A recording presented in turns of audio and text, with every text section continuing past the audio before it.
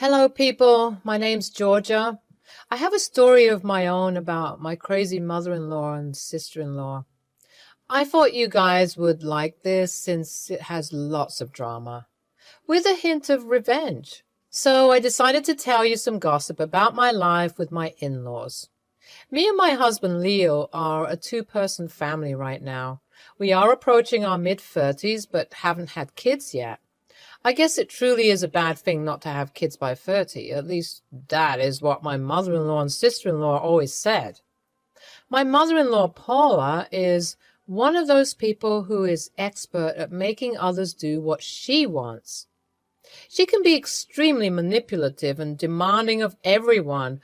While she is easy on her daughter, Alicia, Leo and his father, John, have the short end of the stick. Paula has always been on our butt about having kids. She always said, "When are you two having kids? I'm getting tired of waiting." Paula, we just got married last year. We want to be properly settled before planning our future. We will need time. That is not acceptable at all. You guys should have kids right now. I know you're holding your womb hostage. Leo for sure wants to be a dad. Mom, what are you saying? It was a joint decision. We both want to advance our careers a bit before we have kids. We have to be sure that we're capable of having kids. All this is nonsense. Taking care of children comes naturally. It is not good enough excuse for you guys to not have kids. Now that I think about it, it's actually pretty funny. Paula's own words could come back and bite her in the butt. Back then, neither she nor I knew it. Paula never stopped blaming me for not giving Leo kids, as if I was the one who didn't want kids. Alicia, too, joined in on the fun and gave her own opinions. She said, "It's such a shame Georgia can't give you grandchildren. How can someone be so cruel? She's getting old and won't be able to have kids after this. Georgia is such a horrible daughter-in-law. I have no idea why my son decided to marry her. I'm sure she's blackmailing him to not have kids." Georgia, what is your problem anyway? Are you infertile or something? No, Alicia, I'm not infertile, and even if I was, it is rude of you to talk like this. Don't tell her what to do. Alicia's right about everything anyway. She is my only hope now. I'm sure she'll give me the grandchild I always wanted. Paula was right about that one. A few months later, Alicia announced to everyone that she was pregnant. While Paula was super happy for her, me, Leo, and John were not that thrilled. You see, Alicia was 20 back then and not doing anything with her life. No job, no college, not even a plan for the future. All she did was sit at home and gossip with Paula. So when she announced her pregnancy, we had doubts about how she would take care of the baby. When we expressed our doubts, both Paula and Alicia reacted badly. It's not like we told her to give up the baby. We simply encouraged her to start being more serious about her future. We said, "Alicia, now that you're pregnant, you should start thinking about your career. A baby is a big financial responsibility. You need to be prepared to deal with everything." Why the hell would I think about that? Being a mother is my career. I don't need to do anything else. Since I will have full custody of the kid, his father will pay me money. The father will just pay child support, Alicia. The money will be for the child. Besides, it's not just a financial aspect. You need to start being serious about life. A child is a lot of responsibility. That's what I've been telling her. Alicia, you need to stop being so lazy. You need to be ready to take care of a baby. It can become taxing since you don't take your responsibilities seriously. Apparently, that was the wrong thing to say. Paula and Alicia erupted into anger at our words. They took it as a personal attack. They said, "Dad, you should help out with my finances. I'm just 20 years old. I can't dedicate my whole life to a child. I'm too young for that." Absolutely. Don't worry, Alicia. Me and John will take care of you. Besides, Georgia stays at home all day anyway. She can help with childcare. It's not like she has anything better to do. Yeah, that will teach her how to be a good parent in the future. She sure needs the training. I was pretty stunned at their words. I had no idea why they thought I would agree to babysit a child when I knew nothing about it. Besides, I worked from home and took care of my household. In no way was I sitting idle and doing nothing all day. Back then, I had no idea what trap they were setting for me. I simply thought saying no would do the job. Well, I was wrong. Months passed and Alicia gave birth to a beautiful boy. Baby Andy was born, a pretty healthy child.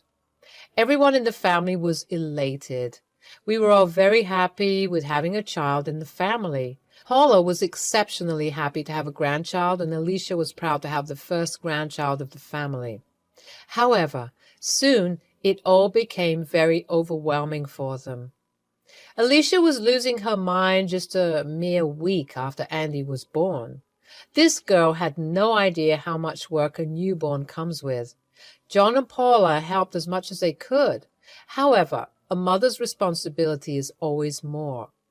Soon enough, Alicia was regretting having a baby and started to shift all responsibilities to her parents. The problem was that Alicia and Paula also tried to make me and Leo take over a chunk of childcare. She called us and pestered us to watch the child. Since Leo worked long hours, they couldn't press him as much. However, they pretty much drove me crazy. They said, "You need to take care of Andy more. Poor Alicia is always tired of looking after the baby. Georgia, you should be helping out. Don't be so lazy and selfish." "Andy is a few weeks old, Paula. I do not know about taking care of a child. I have already told you that. Even Leo is the same as me. Leo has work, so he gets a pass. You stay at home and do nothing. The least you can do is look after Andy in the morning. That way I will have time to live my life a little. Every woman would want to look after a child. It's their job. You're being purposely difficult because I had my first grandchild." "Absolutely not, Alicia. No offense, but you are the one who chose to have a child. Paula and John help you out plenty. It's not my job to take care of your son." "How dare you say that? You are the aunt, and you should look after Andy. Alicia is just a young girl. You're old enough to look after a child. Don't give excuses." No matter how much I tried to make them understand, they wouldn't listen to me. In their eyes, I was a bitter old lady who would rather lounge around than take care of her nephew. I was getting pretty tired of their persistent bullying. However, I had no idea that things would get much worse.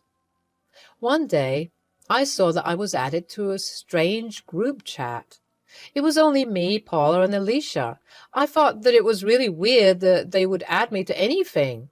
I mean, it's not like we were all best friends. Then the texts started to come in, and I knew why I was in the group chat. They said, "Hey, Georgia, I was texting you to tell you that me and Mom will drop off Andy with you tomorrow. You need to babysit him till dinner." "You have to be kidding me. Andy is a newborn. You can't just leave him with me. I cannot look after him. I have work, plus I don't even know how to take care of a baby." "Well, I don't know that either, but I manage. You'll manage as well. I'll be at your house bright and early." "No, no, no, I will not agree to this. You can't just leave your newborn with anyone at this stage. I'm not agreeing to this." "Don't be a jerk, Georgia. My daughter is exhausted from looking after Andy, so we will go have some fun tomorrow. She is a young girl and needs her share of fun. You cannot deprive her of it. Now stop arguing because it won't work. We will drop off Andy with you tomorrow." No matter how many times I said no, they kept pestering me to accept.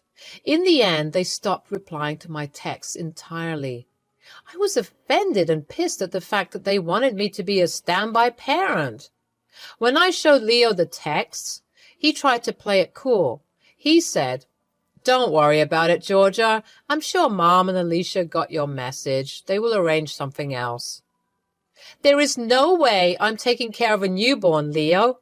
If they show up, I will turn them away. I can promise you that. Of course you will. None of us are qualified to take care of a newborn. Mom and Alicia won't be that stupid to force this on you. They are tired and must have spoken out of desperation. Leo tried to calm my fears, but for some reason, I was still anxious. With the experience I had with Paula and Alicia, I knew they would try and con me into caring for Andy. I really hoped they had gotten my message and dropped the topic. They did read my text, but never replied. So I was pretty anxious about what they were planning. The next day, my worst fears came to light. That morning, I was going through my usual routine. After Leo left for work, I stepped into the shower to take a warm bath before starting to work. After I was done, I came downstairs to have some food, but when I went to the living room, I heard the cries of a child. Immediately, I was alarmed. The sound was coming from the front door.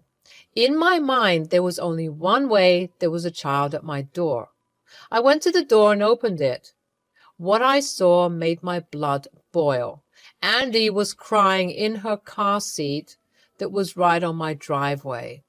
Immediately, I took Andy in and kept him in the living room. It was freaking 100 degrees outside, so he must have been out in the sun for a while. I was furious. Andy didn't even have a diaper bag or formula with him. I had no idea what I should do. First, I called my neighbor who had a child. I begged her for some formula so that I could feed Andy. My neighbor understood my situation and came to give me some formula. She was the one who fed Andy and calmed him down. While she was with Andy, I decided to check the security cameras. Lo and behold, Paula was ringing the doorbell once and leaving Andy in the driveway. I was beyond mad. I called her to get to the bottom of it. When she picked up, I said, "Why the hell have you left Andy in my driveway? The child was out in the heat for at least 10 minutes. What is wrong with you? Where is Alicia?" "You need to calm down, Georgia. Alicia's with me. My poor daughter is tired of being with the baby, so I took her out for a fun day. We will be gone till dinner." "What? But what about Andy? He can't be here all day." "You need to take care of him now. Alicia is tired of looking after Andy. She needs a break. You are the aunt, so you better step up and help out. You sit at home and do nothing anyway." "You cannot do this, Paula. You are insane. This is child abandonment." "Don't be so dramatic. You're clearly at home and can take care of the child. Andy is not abandoned at all." "Listen to me, Paula. I never signed up to take care of the child. You didn't even inform me when you dropped him off here. You and Alicia need to come back immediately or there will be consequences. We are already at a nail appointment. We have way too much planned today. Don't be a witch. Now, I'm going to hang up and turn off my phone so that we can have some fun. Bye." Saying that, Paula simply hung up on me. I was shocked by their irrational behavior. Alicia had also turned off her phone or blocked my number. After 15 minutes of trying to reach them, I was fuming. So I decided to make them face some serious consequences. First, I called Leo to put some sense into his head. When he picked up, I said, "Leo, your mom just dropped off Andy on our doorstep. She didn't even call me, just rang the doorbell and left." "What? Mom did that? You have to be kidding me. Where is Alicia? Did you call them?" "Yes, I did call them both. They're together and left for a nail appointment. They demanded that I take care of Andy. From what they said, they won't be back till the evening at least." "Oh my God. They have gone freaking crazy. What do we do?" "I'm going to call the police, Leo. They have abandoned their child on my doorstep. If we don't teach them a lesson, They will never learn. What they did today was unsafe and highly inappropriate. You're right about that, Georgia. Fine. Let me try and reach them. If they don't answer, you can call the police. After hanging up, Leo did try to reach Alicia and Paula. The calls never went through. Paula had only left him a message saying that I needed to stop being a witch and look after Andy. Leo was furious and told me to call the police. That started a chain of events that Paula or Alicia never predicted. I called the police and they were at the house in no time. After shaking them all the security footage and text messages, they called CPS and took the baby into their care. I knew that the police tried to get in touch with Paula and Alicia. Since they switched off their phones, the cops were forced to contact John. John did call me immediately after the police got in touch with him. He was at work and was forced to drive to the police station to get the baby and talk to the cops. When he called me, he said, "What is going on, Georgia? I got a call from the cops that Paula left him at your door." I'm extremely confused. Paula and Alicia are not picking up my calls either. Alicia and Paula left Andy on our driveway. I think Alicia was in the car with her. It's 100 degrees outside. Paula just rang the doorbell and left. I was in the shower and didn't even hear it. I found him when I heard him crying from my bedroom window. Shit. This is insane. I don't know what has gotten into them. Paula told me that you agreed to look after her. I had no idea she would do this. I would have stopped her. Hell, they left the child in this heat. I am sorry for calling the cops, John, but what they did risked the health and safety of Andy. He could have had some health consequences from being too long in the sun. What if I hadn't heard him? Georgia, you didn't have to apologize. You did the right thing. None of this is your fault. Don't worry. I have put up with Paula and Alicia's behavior for a long time now. I think it's time they have some punishment. I'll take care of everything. Don't worry. John hung up the phone and I could tell that he was pissed. Hell, all of us were, actually. Not only did I feel enraged at Paula for crossing my boundaries, but also at Alicia for casually abandoning a child. I may not have a child, but that doesn't mean I'm not worried about Andy. I would have gladly taken care of him if I was free and if he literally wasn't a newborn. Paula and Alicia pushed me too far, and now they would face the consequences. The day went by and Leo returned home from work. Just as we were about to have dinner, Paula showed up on our doorstep. She was literally pounding at our front door and begging to talk. When we opened the door, she fell on her knees and started to cry. She said, "Georgia, please tell the cops that you lied. Tell them that there has been a misunderstanding.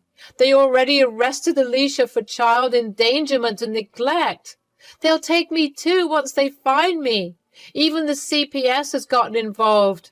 Alicia will lose the baby. Please don't do this."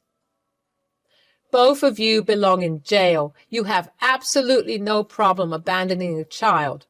Now you are here begging for mercy. I put up with your boundary-stomping acts for so long. Today you crossed all limits and put a child in danger. We thought Andy was safe. You would have looked after him. I knew you wouldn't turn away a child, so I thought I could just drop him off and leave. This wouldn't have happened if you had just agreed to babysit. Stop blaming this on Georgia, Mom. You have some nerve trying to justify your actions. You left a baby out in this heat wave. You are a monster. Georgia is right. You belong in jail. As for Alicia, I am sure her ex would be a much better parent than her. She deserves to have Andy taken away. Don't say that, Leo. John has already told me that he won't help. He doesn't even want me in the house anymore. He's threatening to leave me. All of this can be solved if Georgia just talks to the cops and says that it was a misunderstanding. Paula kept crying and begging us. She wanted me to go to the cops and say that it was a misunderstanding, that it was my fault everything happened. Leo was getting extremely pissed, and so was I. Leo then threatened to call the cops to take her away. She got scared and left. In the aftermath of the police call, Paula was ultimately arrested when she tried to flee from the city. She was promptly put in jail, just like Alicia. No one from the family wanted to help them out. Even John said that they need to deal with their mess. Alicia was forced to give the cops her ex's information so that they could have the baby placed with him. But since he was out of state, they gave us Andy temporarily. John agreed that this would be the best solution at the moment. Andy stayed with us until his dad flew here the next day. He brought his lawyer so that they could get emergency full custody of the child. Paula managed to get bail for herself and Alicia, but they had no place to go. John kicked them out and told Paula that he would file for divorce. Since the house was in his name, they couldn't stay there for now. The duo came to us for help, but we didn't even open the door. Later, they managed to stay with a family friend. However, she only gave them a month to stay, so it looks like both Alicia and Paula would have to get jobs. It seems unlikely that Alicia will get anything more than just visitation for now. She's unemployed with no place to stay. CPS won't allow her to keep the baby, and neither will the courts. Me and Leo have both blocked their numbers, so we are currently staying away from the drama. Only the future will tell what comes out of this. However, we are sure both Paula and Alicia will have way more trouble than they have now.